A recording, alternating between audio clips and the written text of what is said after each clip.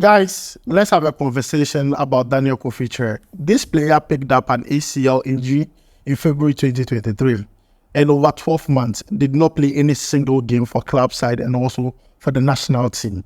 Now, a few weeks ago, we heard he was fit and has been integrated in Freiburg's senior team for preseason. We're all excited about it. Every single Ghanaian in this country was excited that Daniel Kofi Kyereh is back. Only for us to wake up this morning and then we came to a bad news and a report saying that there has been a relapse in Daniel Kofi Kyereh's recovery during preseason. And then he's going to go through a surgical operation. Again, see, in my own opinion, I have concluded that this is spiritual. It is no more physical. So if he has to go and see someone to check this in the spiritual angle, that will be good for the player, because it makes no sense that a player goes without playing football in over a year, comes back, and during preseason, he did not even play a single game, just training. He gets injured again. There has been a relapse in his recovery. No, this one, see, in my own opinion, I am concluding that it is spiritual. It is no more physical. It is beyond physical explanation, unless we get a spiritual explanation for this one. Come on. Guys, let me know your thoughts about it, because to me, I'm here to find a reason why this is happening to Daniel Kofi Kyereh. We need to talk about it. So guys, you are watching the channel, SportsCorner GH. My name is Adam. Before we jump into it, don't forget to like, subscribe, and turn on notifications. And also watch this video till the end. I'm going to give shout outs. So guys, quickly, let's take a look at the report from acheampong.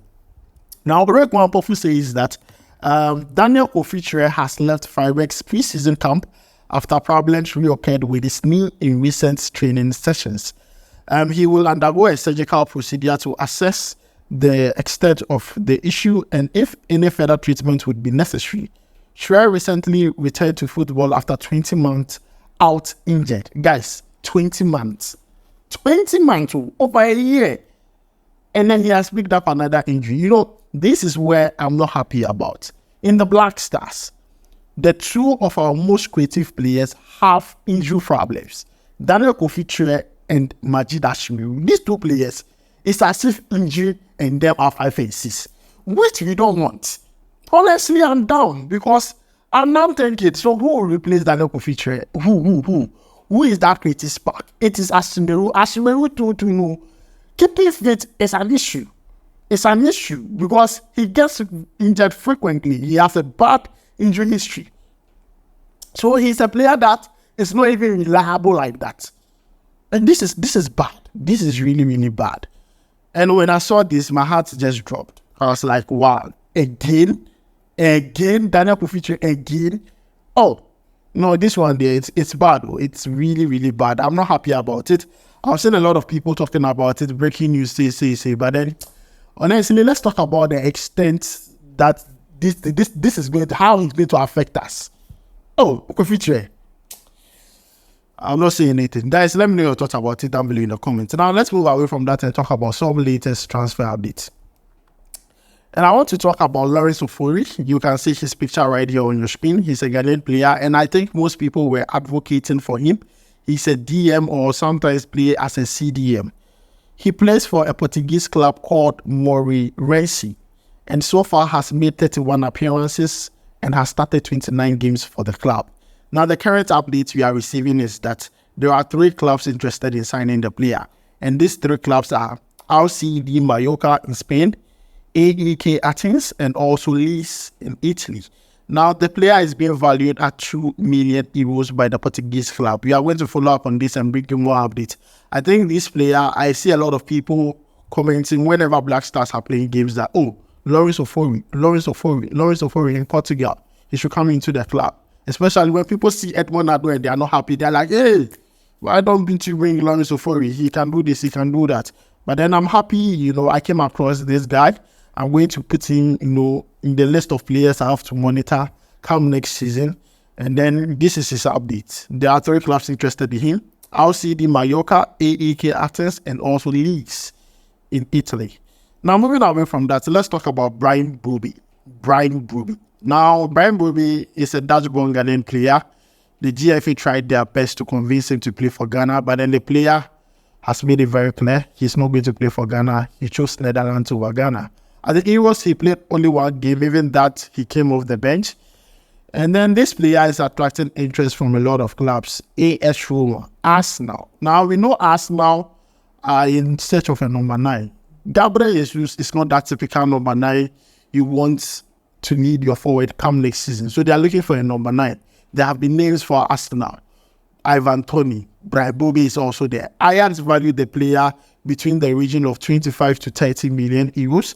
And what we are hearing is that AS Roma has also joined the race to sign the player. So this is one good news for the player. Even though he has decided not to play for Ghana, he's still a Ghanaian brother. If you see him, nobody will tell you. Brobbey, the name alone says a lot. Last season for Ajax, he scored 18 goals, gave 8 assists in 30 appearances, which is quite impressive. His numbers are not bad for Ajax. And I'm happy for the player. This player is one player that, would come good when it comes to the EPL, even for Arsenal, in my own opinion. Arsenal need a number 9 going into next season. You can't always be playing Kai Havertz as a false 9. No. You need a proper number 9, either Ivan Toney or Brobbey. But then, Brobbey, this is his latest transfer update, 20 to 25 million euros. That is what Ajax want for the player. Now, let's move away from that and talk about Chelsea's game they played yesterday versus Wrexham. Now, that game ended in a 2-2 draw. Chelsea fans are not happy, but we Manchester United fans, we don't care. That team, they want to play good football. They want to play good football. Chelsea almost a brutal. Chelsea almost are rough. Now, there were 2 Ghanaian players who featured for Chelsea yesterday.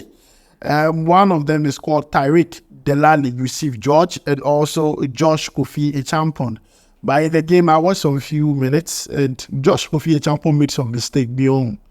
The mistake he made led to a goal. But then, let's talk about how these players performed and why Chelsea are including these 2 Ghanaian players into their setup for preseason. So guys, let's take a look at their statistics and numbers by SportsCorner. You can see it on the screen. I'm going to read it out very quickly.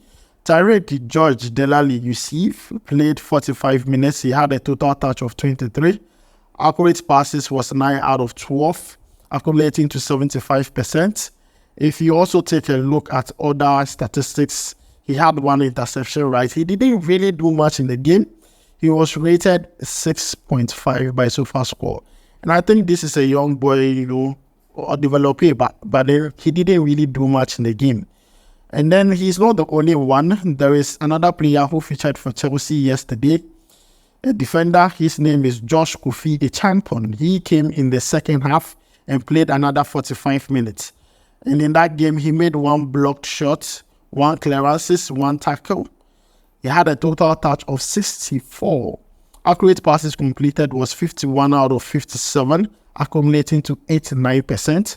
Long ball successful was 1 out of 1. Groundballs 1 was 1 out of 4, which is bad in my opinion. Aerial balls 1 was 2 out of 3. If you take a look at other statistics, shot off target is just 1.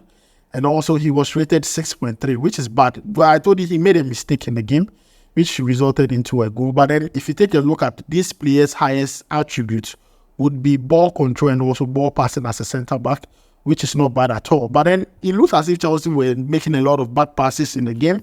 Looking at the way the defenders were getting more of the ball, the touches, the passes, as compared to the midfielders and also the forwards. But guys, what I'm trying to drive at is that these 2 players are in Chelsea's academy, both Ghanaian players, even though they were not born in Ghana here. They are English-born Ghanaian players, and they are developing in one of the best, clubs in the world. And this is why we need to be part of them. This is why we need to send a recruitment team to these players and be part of their development. I'm not saying that they have to play for the Black Stars. It could be that they could be part of the national team, the junior national, because they are still young. They are all young players. They could be part of the junior national team. We could develop them, be part of it. 1, 2, 3, you can invite them to Ghana. They can take part in training here and there, go back to Chelsea. You know how the system goes, so that we can be, because if you wait until these players blow, because I'm sure Maresca, looking at the Chelsea project, one of these academy players are going to get a chance. But if you wait until they get a hype, they blow, they get formed and start performing well, forget it. They are not going to choose Ghana. So guys, this is where I end today's video. Let me know your thoughts about it down below in the comments, and also let me know your thoughts concerning Daniel Kofi Kyereh. I'm not happy about it. It's sad that this is happening to a player we all love, and I hope he recovers in time. Thanks for joining me. My name is Adam. I'll make sure to see you in the next one. Charlie, we go back.